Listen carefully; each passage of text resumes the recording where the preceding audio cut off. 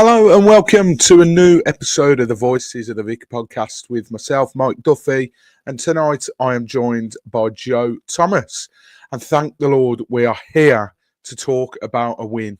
I know we've not had to wait too long for a win recently, luckily, but it does bloody feel like it. So it's nice to be back on the pod talking about a win.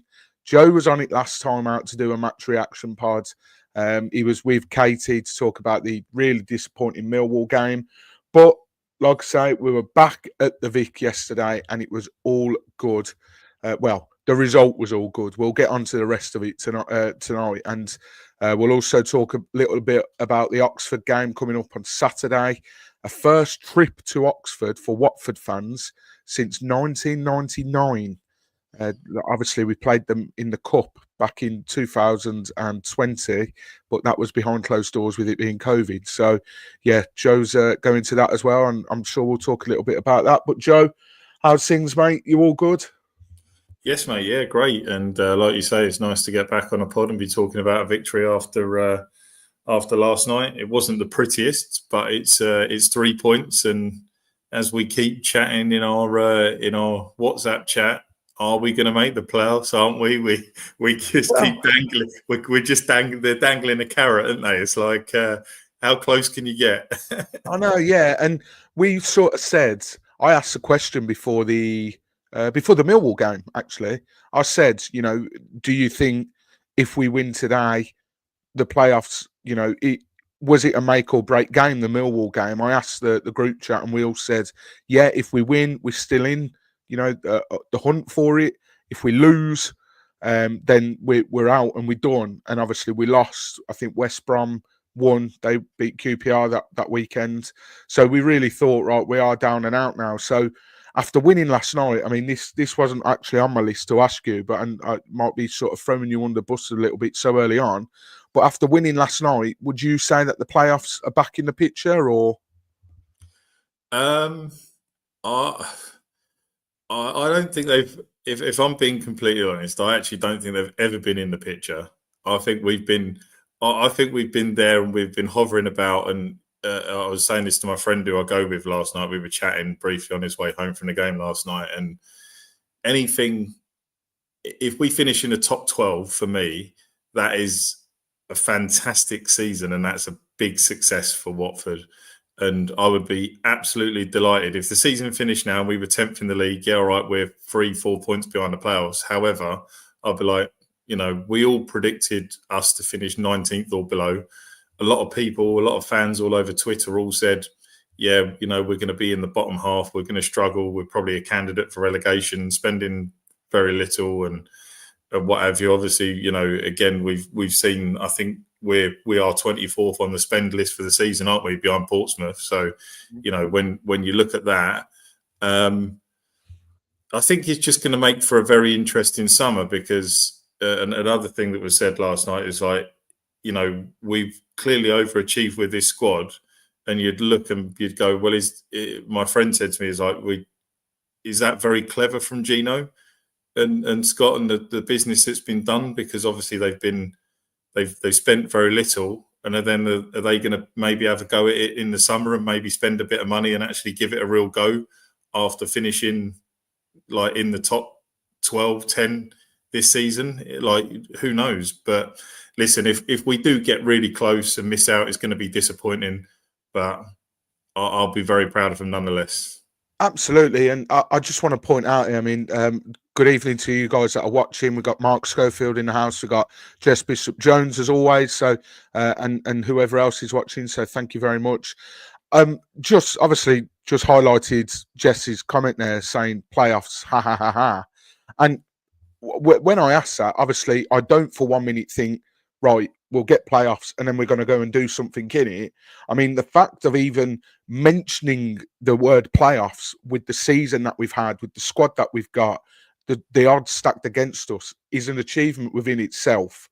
And I think whilst it's still there to play for, why bloody not? Why not try and knock on the door? And look, the teams above us are much more equipped to deal with the playoffs themselves than we are. I mean, Mark Schofield alluded to it just a minute ago, in fact, saying that our threadbare squad are getting even more knackered now in the second half, which is probably an indication as to why we've perhaps not been at the races in the second half of games recently and only really seem to turn up for first halves. And, you know, we don't have the squad depth to be able to bring off the bench. So I totally understand that. And people might be listening thinking, oh, my God, is he really talking about the playoffs? But the fact that we're 4 points out, why can't we? You know what? Why can't we dare to dream? I said this a few weeks ago. Can't remember who was. I can't remember what it was now. I think it was on Twitter or something. And I said, look, the fact that we didn't spend anything in January, I think we were only 3 points outside the playoffs then. And I said, well, why can't we dare to dream? And a lot of people were like, well, we got no money. Are we really going to bring anyone in? Why would we? We're not fighting for anything. And I'm like, but whilst the opportunity is still in such plain sight to see, why wouldn't we? It makes it even more frustrating that we didn't strengthen in January for me. Mark, this so, comment. Yeah. Oh, sorry, go on, you put it up. Yeah, this comment for me is absolutely bang on. Like when you think about this and you think how good a banker and Kassam were good together at the back before he got injured, how good Duomo is when it comes to the interception side of his game. If he was playing with Loser in midfield, I think that would be a better pairing for us. Having Bar back over on the right-hand side, and I think he would provide better balls than what Dumbia's probably been getting. He'll probably get more chances in a game than what he has been getting. Yeah. They're young players. They're going to be hungry after being out for a period of time. We could match anyone. And I think the only team after, obviously we've got Oxford this weekend, Plymouth, you know, we've got to go and beat them. I know they got a good win last night, but we've got to beat them. After that, all the teams that we've got are around us. The only team that really bothers me between then and the end of the season is Burnley. Everyone else, I think we can beat. Yeah, it's definitely going to be interesting, and those players that are returning, as Mark highlighted here, they're going to be like new signings. You know, I know we've sort of bleated on and on about the fact that we didn't get any signings, but they really are. You know, the return of Bar, I cannot wait for that. Duomo, I just hope that we use him. I'd say he's a shoo-in for that midfield now. I'd be putting him in over Tom Dele-Bashiru. We'll talk about him in a little bit. Kassam, you know, great headache to have at the back. The centre-back partnerships at the moment, touch wood, seem to be, you know, clicking, and they have that understanding, and the clean sheets are coming thick and fast. Again, something else we'll talk about in a little bit. And like you say, you know, the fact that Bar is such a ball carrier, and I think there were a couple of times last night to sort of jump the gun a little bit where we maybe tried to hit Swansea on the counter in the second half, and we just didn't have that spark or that ignition. And I think Bar would bring that. And the fact that he can carry the ball so well, I mean, Ngakia made a blinding run in that second half, and he just didn't quite have enough in the tank and didn't quite have that end product to be able to put it on a plate for someone. But, you know, to have those players available, it could come at the right time. And everyone always speaks about the playoffs being... I know I just said this a minute ago, and this isn't me trying to insinuate anything, but everyone talks about how the playoffs are so much of a lottery and form counts for nothing. Yeah. And you always get that one team that put a run together at the end of the season and sneak into the playoffs. I remember, I think Reading did it years ago. They were sort of languishing mid-table, went on this great run, ended up getting in the playoffs, and then I think they ended up going up. I'm not for 1 minute before anyone tries to come at me saying that we're going to do that and that we're going to go up. But it's a good base to work off, and that could springboard us into the playoffs potentially. As Joe's highlighted, we've got some the two you think the 2 seasons that we've got promoted out of the playoffs, under GT, the last 7 games we ended up winning all in a row to get in the playoffs. You know, no one expected a team that had just been promoted from or won the league from Division 2 to do a back-to-back back then, and obviously we did it, so that was a surprise. And then that season under Boothroyd that we won out the playoffs, Palace and Leeds, the 4 league games, we lost all 4. So we then went and beat Palace and we beat Leeds. We were severe underdogs, like massive underdogs in those. So, the playoffs are weird and wonderful. They are. They're usually better when your team's not in it, so you can actually kick back, relax, and watch it without having to worry. But we'll see. We'll see.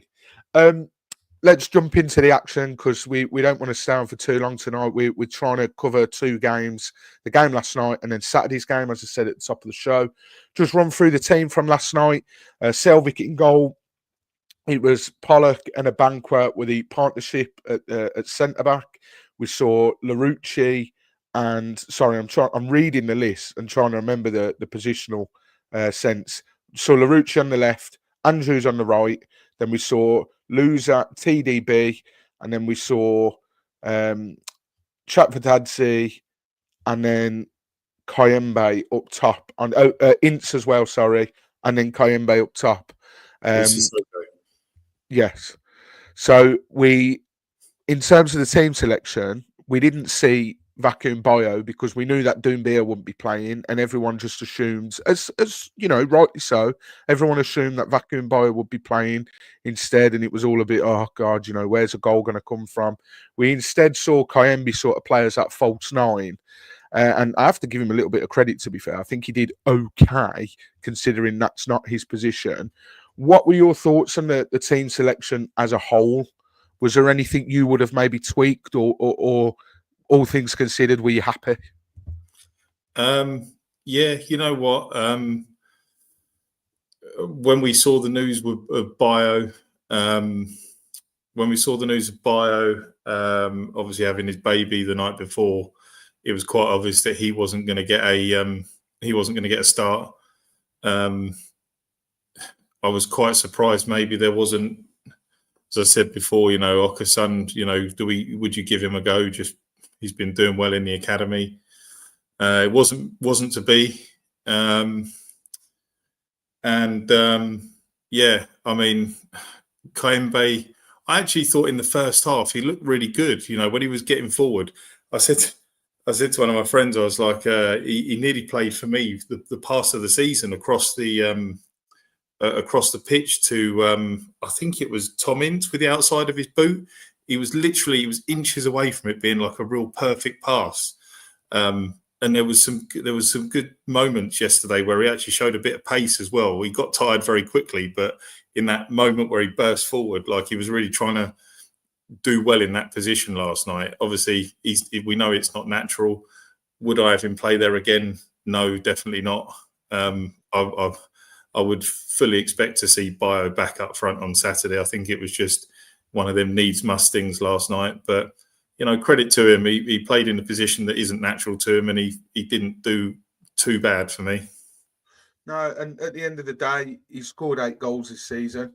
He knows where the back of the net is.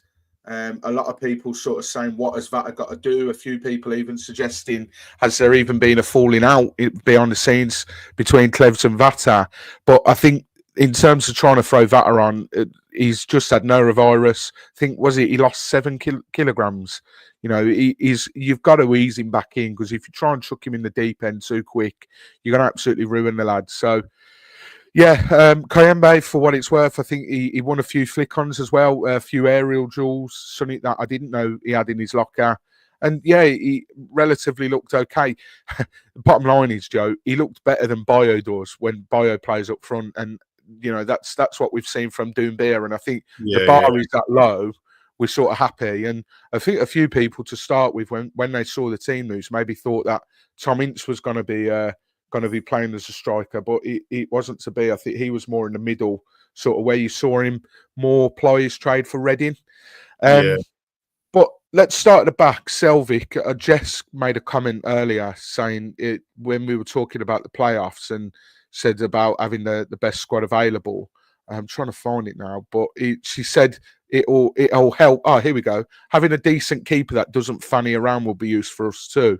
Now, talking about Selvik and a keeper that doesn't fanny around, he got another clean sheet. That's 4 in 7 games, and he only needs one more to level Bachmann, who's played 22 games. So it obviously helps that the centre back partnership, they have a really good sort of understanding. You got a Banquer, Matty Pollock, and even if you throw Caben in there for one of the two, how reassuring is it that Selvik is in goal? Because again, didn't have a great deal to do. Probably, I would say he was the first keeper really called into action last night. Their chap up front sort of forced him into a decent save. But again, didn't really have much to do. But again, for me, that's the sign of a good keeper, that he might not have much to do. And then when he is called into action, he's still switched on and he can deal with it. There was a great ball put in the second half when they were really throwing the kitchen sink at us. And I'm sorry to say this, but Bachmann just wouldn't have dealt with it. He come out, punched it away to the edge of the box. Little things like that. It's great seeing him, in the sticks, and he really is having a good start to his Watford career, isn't he? Yeah, I think I've got to say I'm quite impressed with him, to be honest. I think the WD18 guys covered him like really well in the actual signing, and kind of spoke a lot about him and where he was good and his strengths were and stuff. And I'll be honest, if I'm being honest, myself personally, I kind of dug him out a little bit and was like, I'm not really impressed with this signing. However, he's shown more than enough for me so far that he's good enough to be our number one keeper. I mean, he's commanding within the 6-yard box. He seems to have that. I know we've spoken about it before with other keepers, but that calming presence.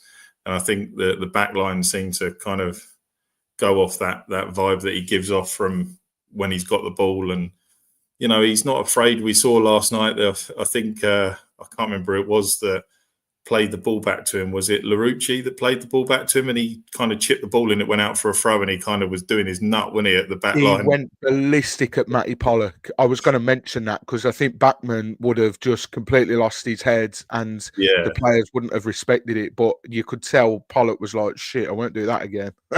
Yeah, it was it was really amusing, that.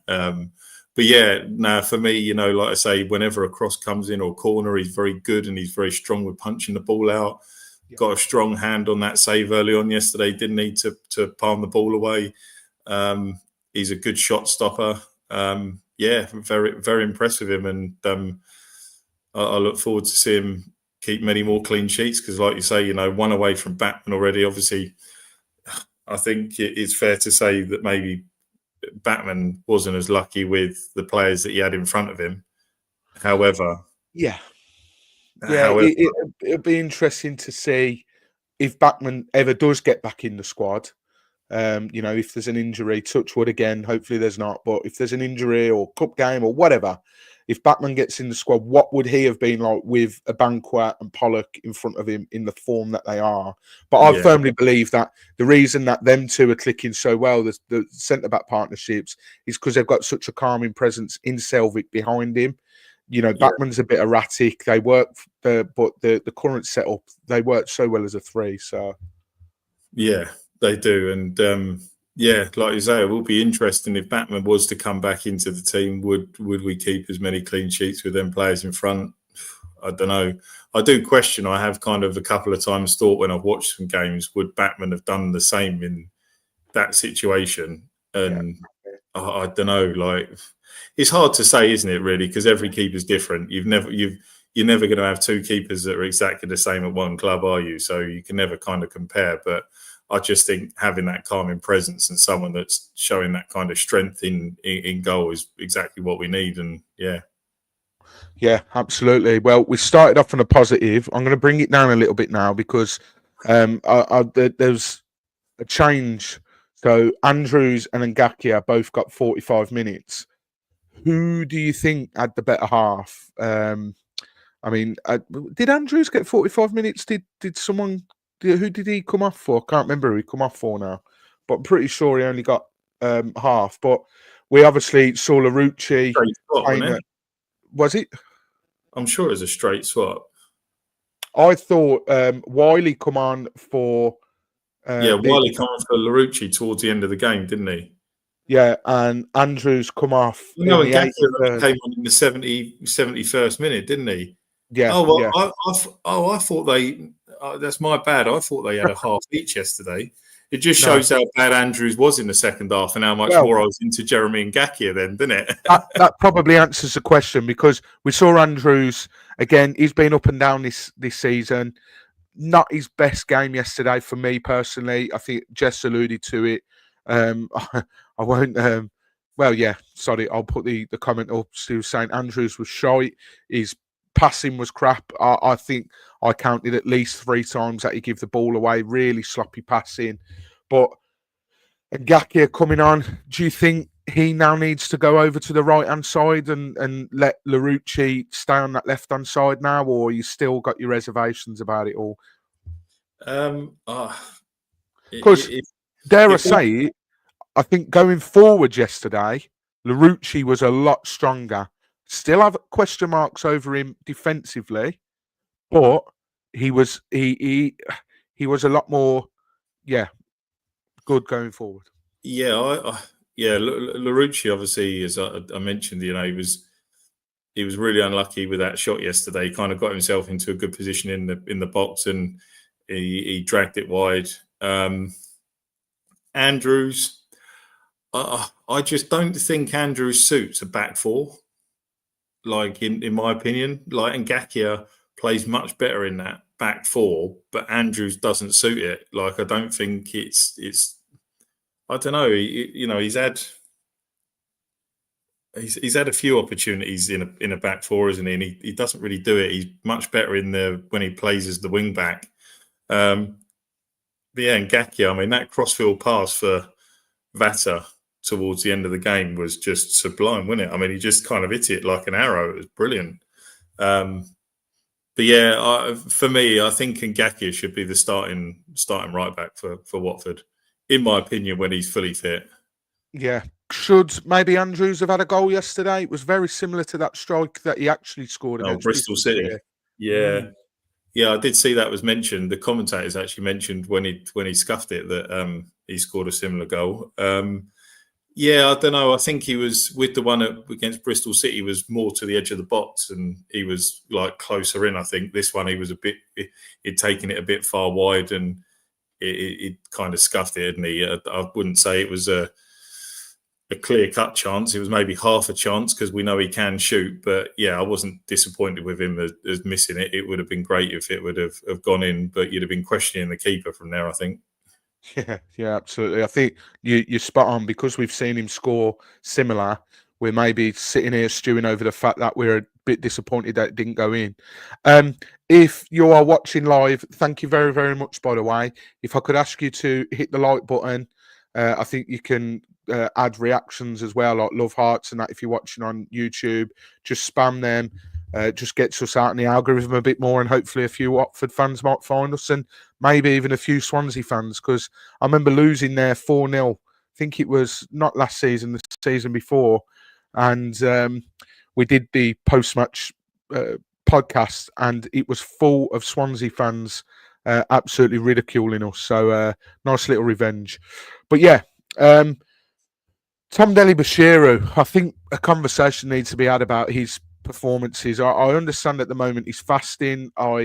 We had a conversation in the group chat, me, you, Cam, and Katie as well, about Clevs's comments the other week coming out saying about people maybe struggling with the most affected in terms of Ramadan, and I totally understand that. If you're breaking, I know they would have broke their fast before playing yesterday, but what my point is a lot of the team look knackered, not only because we're playing so many games and because the squad's so threadbare, and then throw into the mix that a lot of them are observing Ramadan. That probably isn't helping their cause, to be honest. But Tom Dele-Bashiru, for me, recently, I just feel like when the opposition are doing their homework on Watford, he's got to be one of the first people that they mention, because you press him and put any type of pressure on him. And again, much like that Millwall second half performance, I lost count the amount of times that there was a sloppy pass, or he didn't put enough weight on the ball to find who he was trying to pass to. And I just feel like he maybe needs a little break out of the team, because he's getting very close to that territory of not wanting to see him on the team sheet, which is a real shame to say that, because at the start of the season, he was firing on all cylinders, and we were talking about how much it's great to see him back. So, yeah, what's your thoughts on Tom Dele-Bashiru recently? Because, yeah, for Um, me, like I say, he's not been at the races at all. I'd say no. maybe go as far back as 4 or 5 games, maybe. Yeah, mate. I mean, more so me for the last 2 or 3. I think, especially the last 2 or 3. I think he had a couple of good games before, but he's one of them players where I find that he'll have a really good game, but then he'll have a really bad game after. He doesn't kind of keep form. But yeah, I think obviously the fasting thing isn't helping. We know that. Saturday was probably the worst game I think he's had all season against Millwall. In the first half yesterday, I thought the triangular passing where we were getting out from the back and going forward, I thought he was actually really good, and I think he was great in those situations. But when it came to like picking out a pass maybe further afield, he just didn't. It was lacking something last night. But like you say, he's been lacking it for a little while, and I think the fact that the injuries haven't helped. I think if Duomo was fit, there would have been a bit of rotation there, because obviously he's not. What we've got to remember as well is Tom Dele-Bashiru's not long come back from an injury that kept him out for a little while, and I think he was given very little minutes at the start. I think he was like swapping over with Sissoko, wasn't he? 45 each for the first couple. Yeah. So yeah, I think we still got to remember that he's probably just a little bit tired and fatigued, maybe. And who knows? Like after the international break, having a bit of a break and getting past the fasting and everything, he might come back and be a totally different player. Yeah, and that's a brilliant segue into the next player I want to talk about, because he's another one that he could probably do with a bit of a break, especially with the international break coming up. Although I'm not sure if he's being called up to his country. He's Imran Loser, because we have sort of banged on and on recently about how good he's been and how much of a Rolls Royce player he is, and I still stand by that absolutely. But I think last night, maybe I'm nitpicking a little bit, but I think last night was his sloppiest game in recent weeks. He still did those brilliant things that we know he can do, pick the ball up from deep and spray the ball about. And again, like you said, those little triangular passes, Loser was sort of buzzing around. He was everywhere. But I just feel, for me, I'm sure I read as well a few weeks ago that he was playing through an injury. So I'm not sure whether that injury is still sort of there, lingering about. But I just feel like last night, and again, I don't know if I'm being harsh, it wasn't his best game. I think, I'll be honest as well, I think he was very, very lucky to still be on that pitch, because you could argue that 2 of those fouls were worthy of a red card.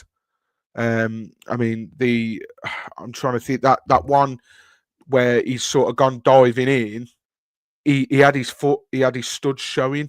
For me, with VAR, you don't get away with that. You've shown a red.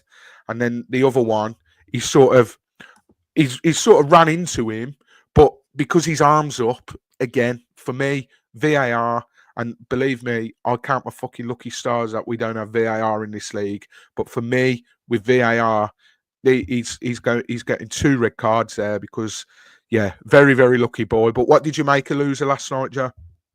Yeah, like you say, he was good, like Tom Dele-Bashiru, with that quick passing and getting out from the back. I think he shows his excellence, and he's very good at getting us upfield in quick passes. Yeah, like you say, he was very, very lucky. I mean, I know he did get the ball, didn't he, for that first one, but the way his studs were up and followed through, Swansea players were straight on it, and I did kind of think, I was like, oh, the rest got a clear view at this, and I thought with the 4th official being there as well, maybe saying something, it wasn't going to be our night then. But he stayed on the pitch, And then obviously he put that challenge in on I can't remember, was it Franco, the guy? I can't remember who the second one was on, but obviously Kayembe got the right ump. And I think if Kayembe hadn't have done that, Loser was definitely heading for an early shower.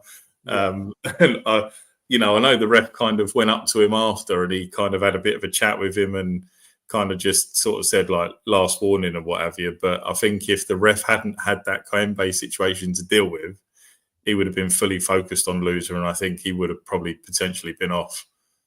Yeah, absolutely. And again, I don't want to make a comparison too much here, but Loser just needs to be careful, because I think Jess alluded to it in her comment here, saying that he likes to have a little paddy sometimes, and his passion is unmatched.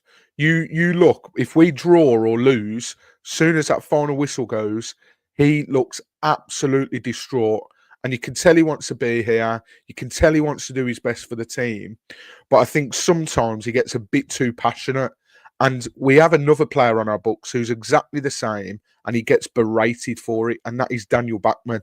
His passion, he projects it in a different way, and in a bad way.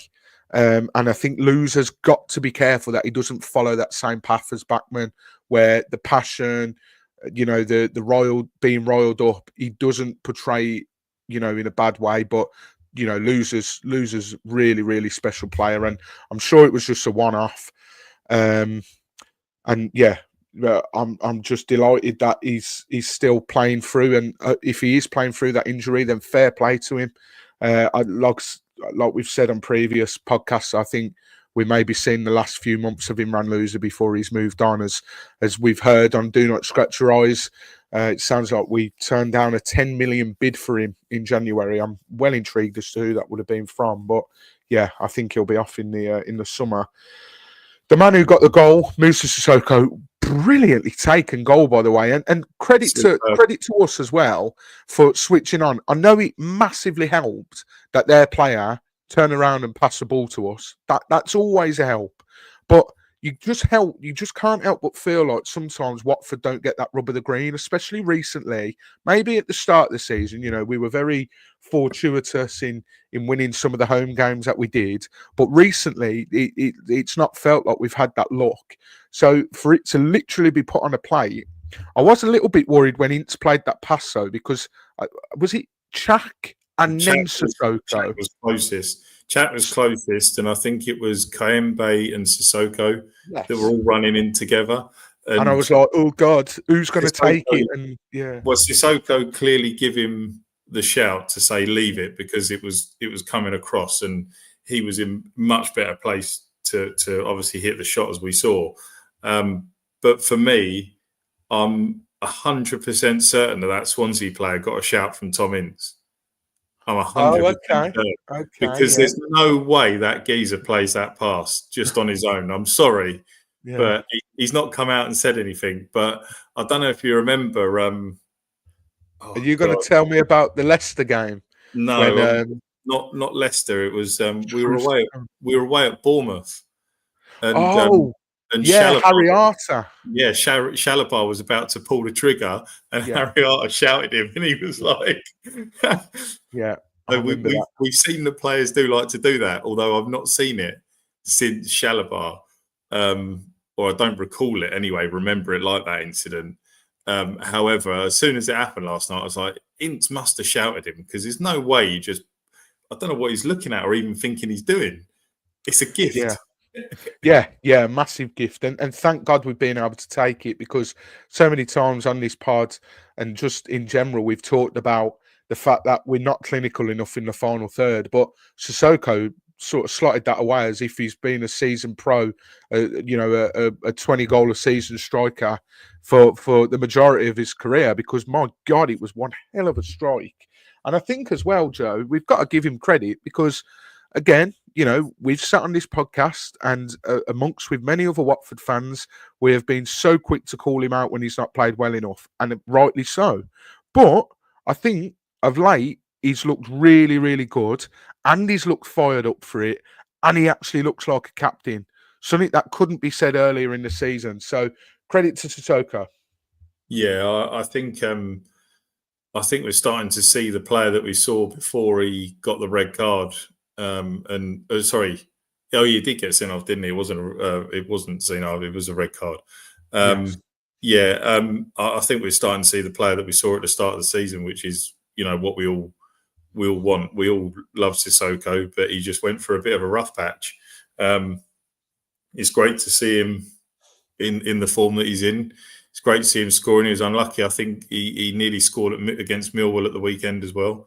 Had the chance that just went wide, didn't he, in the first half? But yeah, I'm while he's in this form, he's got to be in the team for me. And like Jess has said here, he was very vocal last night. You could see he was getting involved and he was talking to other players and something, even though he has been captain, I feel like he has been missing in that sense. But fantastic. Oh, Yeah.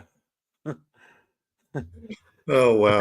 I think you've thrown Joe off the scent there, to be honest. Yeah, I'm lost for words now. Yeah. But no, he really has been, and you can maybe see why Tom was so eager to get him back. We often talk about the lack of experience in this side, and when players like that are playing as well, you can see absolutely why we've got him in the squad. So hopefully it can continue, and hopefully he's sort of learned his lesson. He's gone through his rough patch. And he's put all that behind him, and he can sort of buckle in for the rest of the season now, because it's going to be a bumpy ride, and one with many twists and tales. I'm absolutely sure of it. Mark Schofield said, "Did you see the first touch nutmeg that Ince did? I absolutely did, and I want to shout out Ince as well, because again, I thought he did an absolutely professional job. He was here, there, and everywhere, and he really put in a shift last night." And he got an assist for his rewards as well. Yeah, 100% got to give him a lot of credit. I think since that Luton game, where he played, I think he's been brilliant when he's been in the side. Like he's really like pulling his socks up. He's showing he's a real good squad player, and he was a player that kind of we said, should he be part of this team or not, and the question whether he was good enough. And yeah, for me, more than good enough. And I think he's, like you say, he got an assist last night. I'm inclined to say he's nearly, I don't know, I'm going to have a little look at the stat here, but I think he's nearly close to double figures for goals and assists this season.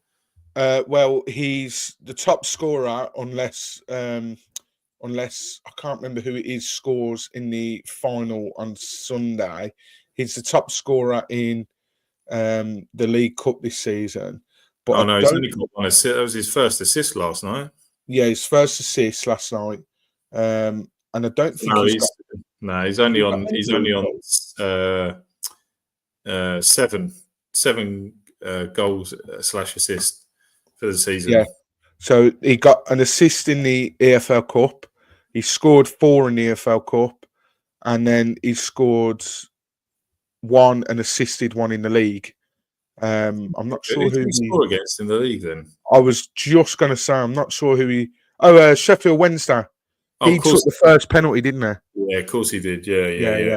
But yeah, no, absolutely agree. That Luton game, he was really, really up for it, and last night he was just as up for it. And he gets a lot of flack, Tom Ince does, and sometimes it's warranted. But I think recently he's been putting in the performances. You can tell Clevs has sort of said to him, "Look, I really need you to roll your sleeves up and get stuck in and be a really professional player recently." And he's done that, and he spoke very well in his post-match interview last night as well. So if you've not already, go and watch that. Jess agrees. She says Ince played very well last night. Again, being impressive lately.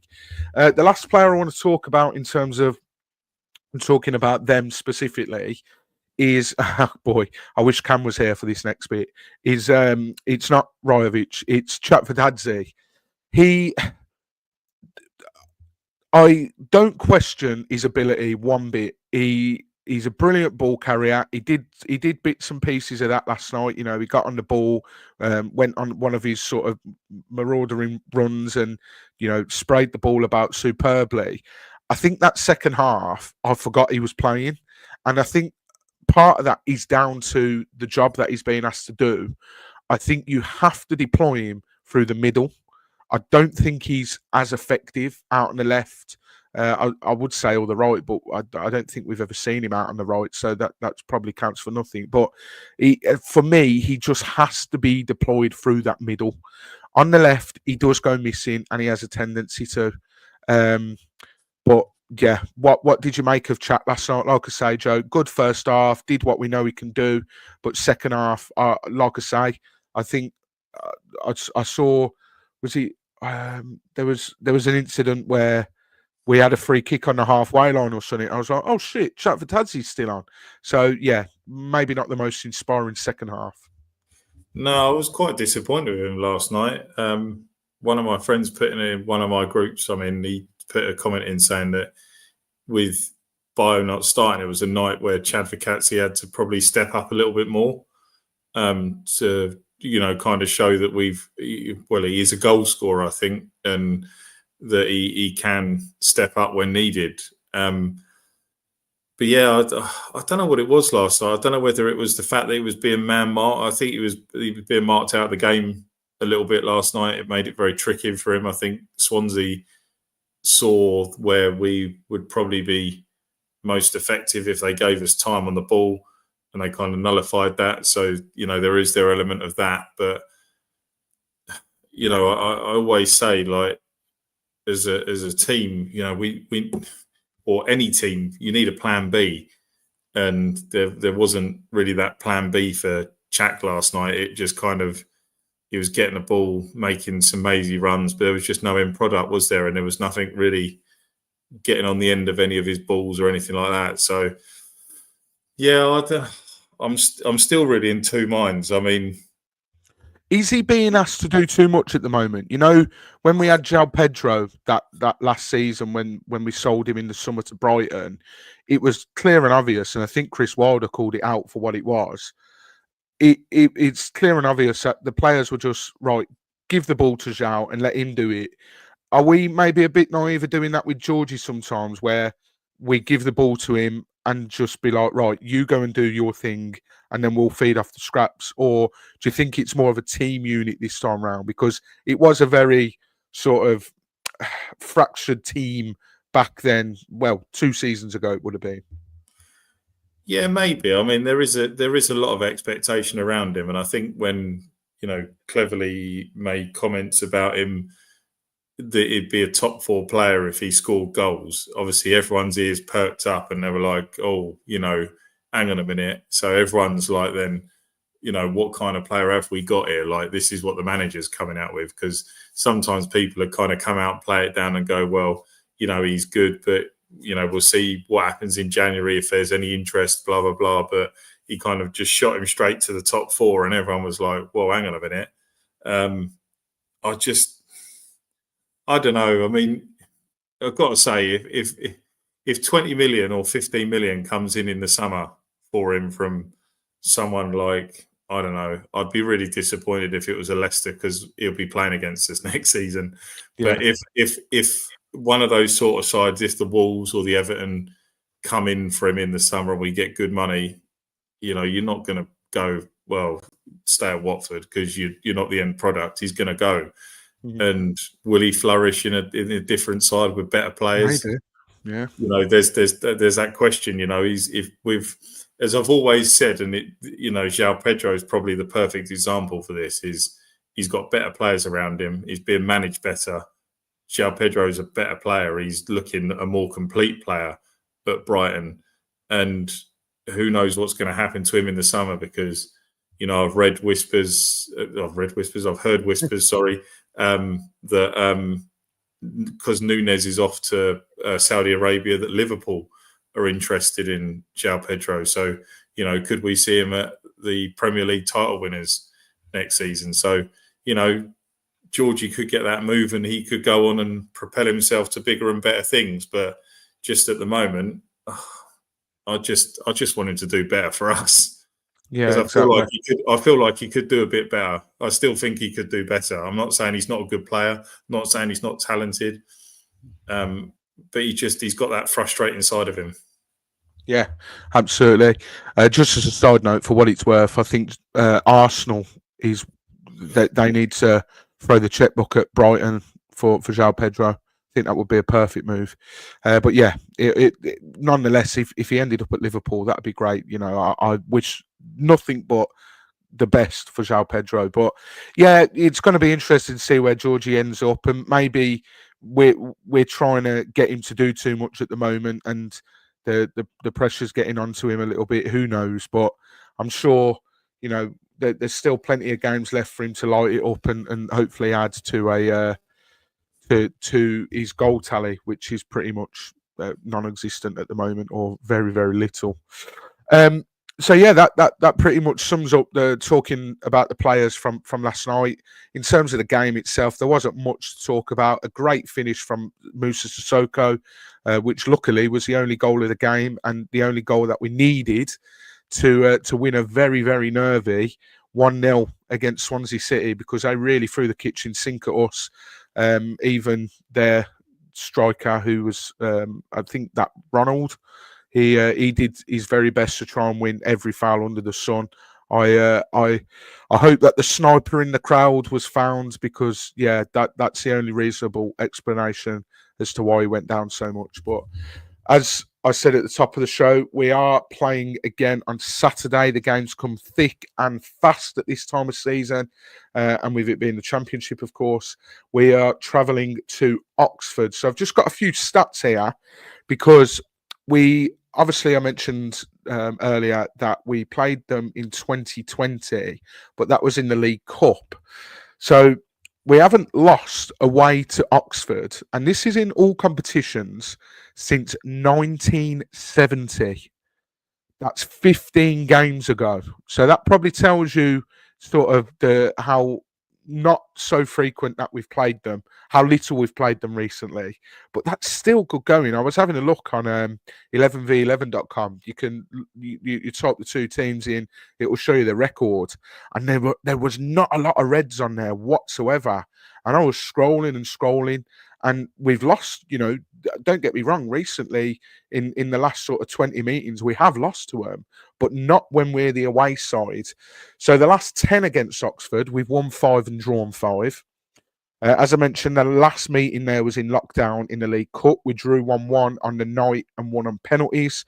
And we only just drew 1-1. Ken Sema scoring in the 89th minute to take it to extra time and penalties, where we won 3-0. And me and Cam still to this day stand by that is the best goalkeeping performance that we have seen from a Watford goalkeeper. Daniel Backman saving 3 penalties that night. If only he went on to go and match that. So, yeah. Joe, little quiz. Only 3 of the squad from that game are still with us. I mean, I've just bloody given one away. But can you name the other 2 from that night in lockdown? You just So the obvious one is Backman, because Oh yeah, sorry, Daniel Backman. Yeah. One of them started, played the whole game, I believe, and the other one was an unused substitute. Was one of them loser? No, Loser wasn't with us then. Loser signed the season after when we got promoted. He was a Premier League signing. Was it too soon for Matty Pollock as well? Yeah, too soon for Matty Pollock. I'll give you another little clue, although I don't know if this will help. And no helping him in the comment section, although you might be screaming if you're watching this back. Was one of them Sissoko? No, Sissoko wasn't one of them. He was. We brought him into the team, and we didn't really know much about him, and he played really, really well that game, and then went to be a mainstay. Yes, it's one of them, Serialta. Serialta. That was one of his first games in a Watford shirt, and we were all a bit like, oh, who's this lad that we've chucked in? Played okay, and then the rest is history. He had a brilliant season that season, obviously. And then the other one, James Morris. No.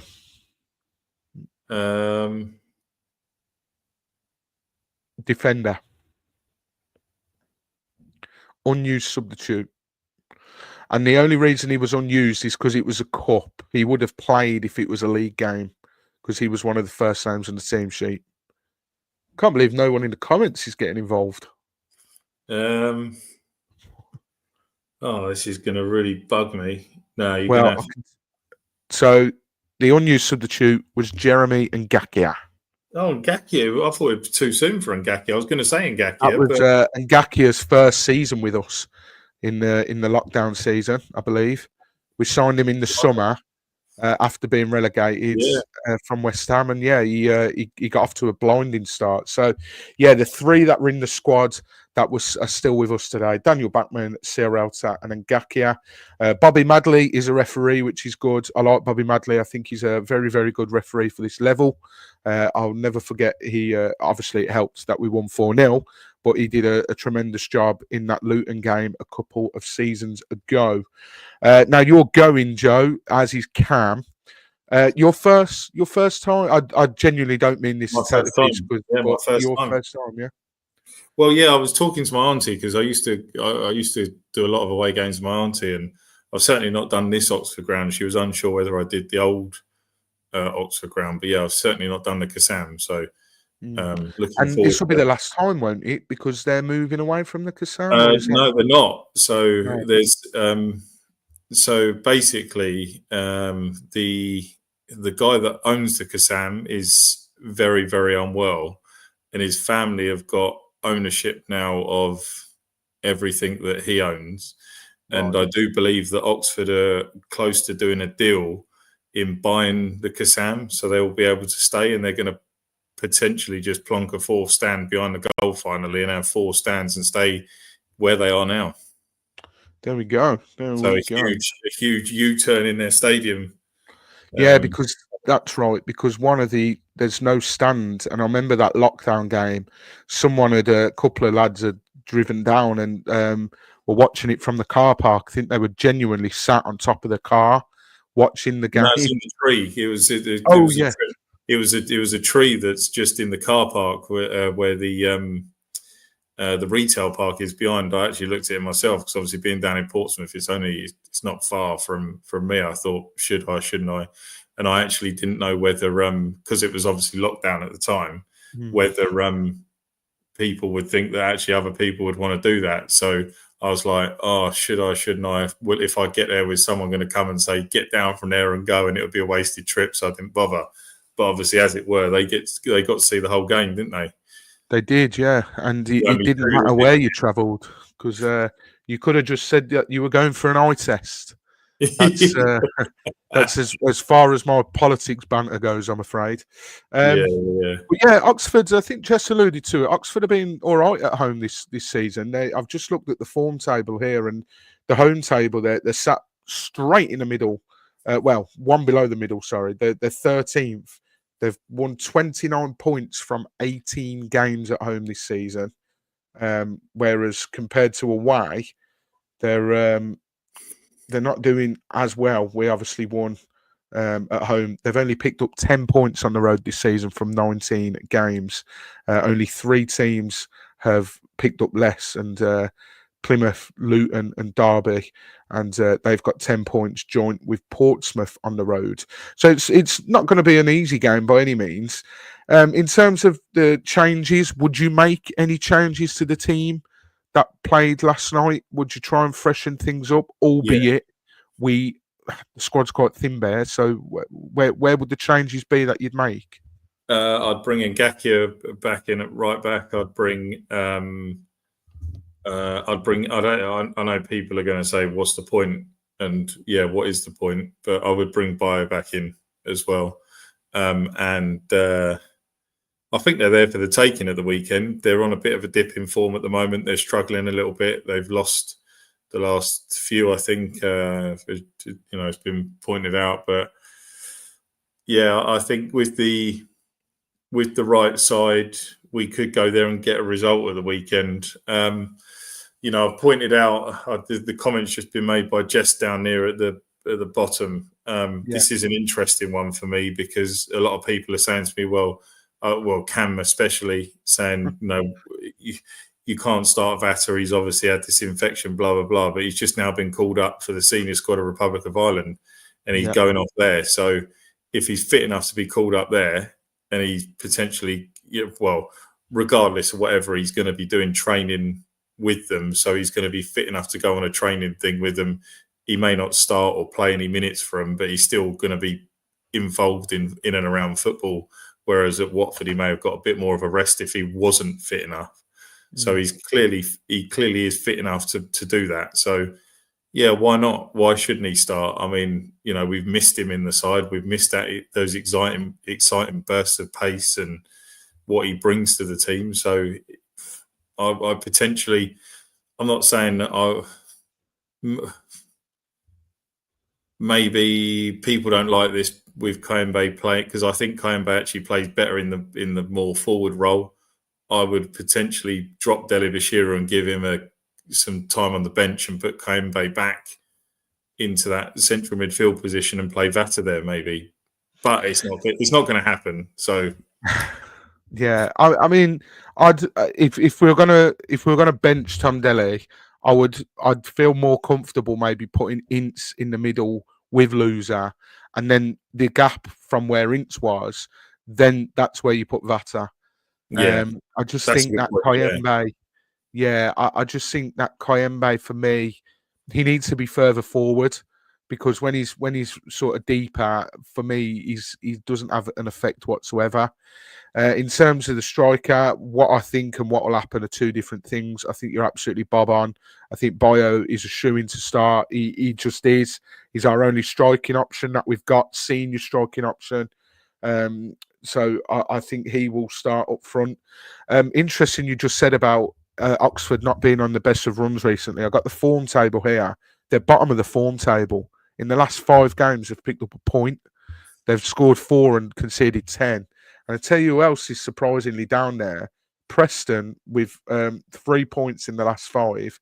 And then QPR with 3 points in the last 5. Yeah, they struggled a bit. Absolutely mental. We're in the top 5. We're only 2 points off being top. So we picked up 10 points from the last 5 games. And here's me at the top of the show saying it feels like ages since we picked up a decent result. So shows what I know.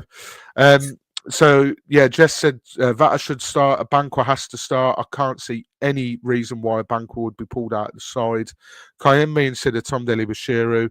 Also, if we are lucky enough to be a couple of goals up 10 minutes from the end, I'd like to see some of the youngsters for a few minutes. Completely agree. Maybe Messiah Edwards or Nabizada, or I don't think Hockerson's going to be in there. But yeah, Ramirez Espan. That's the chap. Yes. Score prediction wise, what you feeling, Joe? You feeling confident this weekend? Do you know what? I don't know why. I've just got this feeling that Oxford, there's always goals in their games.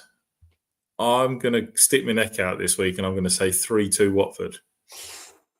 3-2. I don't know if I can be. I don't know if my heart's got it in it to be another close to the wire one. It was tough enough watching last night.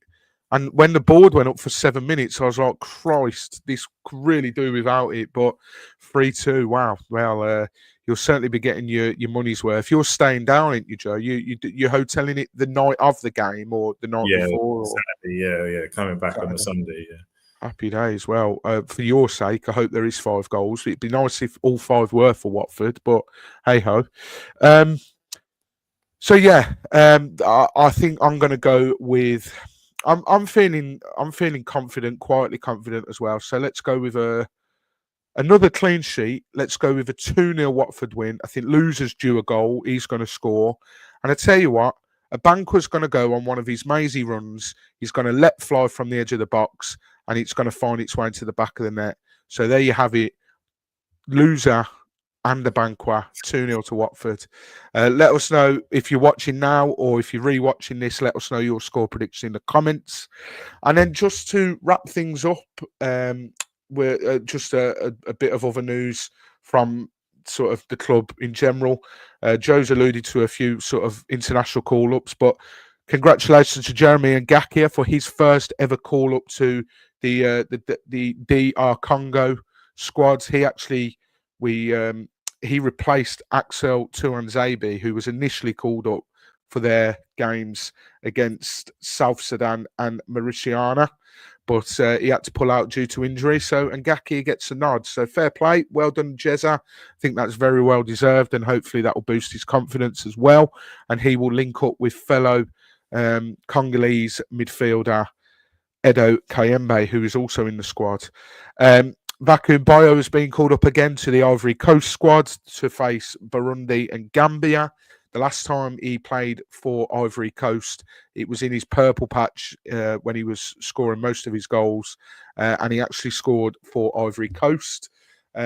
Joe's shaking his head there. You'll not be tuning in the international break to watch that one, Joe? Well, I just don't know how he's been called up. The geezer's not even had a shot on target, is he? Well, yeah, it maybe highlights their lack of striking options as well. So he's quids in his world. Once posting Yaya Toure, now desperate for backing by. Yeah, exactly. Yeah, Didier Drogba once donned the golden shirts, but now it's Vacuum Bio, so a fall in grace. Whilst on the topic of Vacuum Bio, we must extend our congratulations to the Bio family, because him and his wife had was it their first child? I think it was their. I'm sure I saw something. It was their first. I could be wrong. Was it a son or a daughter? Do we know that much? I actually don't know. No one's actually said. They just said that he was in hospital due to his wife giving birth. So there we go. So congratulations to Mr. and Mrs. Bio. And as Joe said a minute ago, Rocco Vata and James Abankwa, what a day for them. They received their first ever senior call-up to Ireland squad. And it's quite a big game as well, because it's a Nations League playoff, a relegation playoff, to make sure they don't get relegated in the Nations League against Bulgaria, home and away. So the two Watford lads will be representing. Hopefully they get a bit of game time. Thanks to Jess here, who has told us that they had a daughter, Aliyah Bio. Hope she's not pulling our leg on that one, and it's some sort of joke name like Bart Simpson used to ring up Mo's Tavern with. But yeah, it doesn't sound like it, so I'll take your word for that. Thanks, Jess. It was announced at the Vic last night. There we go. Fair play. And then a call up for a youngster, Amin Nabizada, has been called up to the England under-18 squad, who will be facing Czech Republic, France, and Portugal. So that's great news for Nabizada, and hopefully he gets many more first-team appearances under his belt as the season goes on. And then talking of the youth team, the FA Cup youth semi-final, the date has been announced. It's going to be on Thursday, the 10th of April, 7 o'clock kickoff under the lights at the Vic. Get yourself down there. We're against the reigning champions, Manchester City, at the Vic. What an opportunity. I know Man City have got these brilliant players and they are absolutely smashing it up. To make you feel old, Emil Heskey's son is ripping it up for them as well. But what a chance to knock a massive team out and get to the final. And if anyone can do it, it'll be Watford under the lights at the Vic. So I'm gutted I don't live closer, because I'd love to go down and cheer the lads on. But it's right before West Brom away. So, yeah, if you can, get yourself down to that. And then last and certainly not least, this week's A to Z feature that we've got going on is live now. It went live at 5 o'clock. It's on YouTube. It's on Apple Podcasts, Spotify, Podbean, wherever you want to get your podcasts from. It is there, available right now. And it was turn for letter D. Did I continue to extend my lead at the top, or did one of these other pesky buggers get a vote against their name? You'll have to listen to find out, but I can assure you there were many great stories, as there usually is. We recorded letter E on Tuesday, so that'll be out next Thursday at 5 o'clock on all platforms. So make sure you listen to that one, because there's a brilliant debate in that one which cannot be missed. But the result of it, I'm saying nothing. But yeah, really hope you've enjoyed the podcast tonight. If you have, drop a like on the video. Make sure you hit that subscribe button. I will keep banging on about this till I'm blue in the face. The majority of people that watch our videos on YouTube are not subscribed. It takes 2 seconds to hit that subscribe button. You'll be notified whenever we go live. And yeah, our videos will show up in your YouTube feed as well. So you don't need to faff around with typing the voice of the Vic in or anything like that. But yeah, really hope you've enjoyed tonight. We'll try and be back on Sunday. Well, I'd imagine some of us will be back on Sunday to discuss the Oxford game and hopefully 3 points. But until then, come on, you Orns.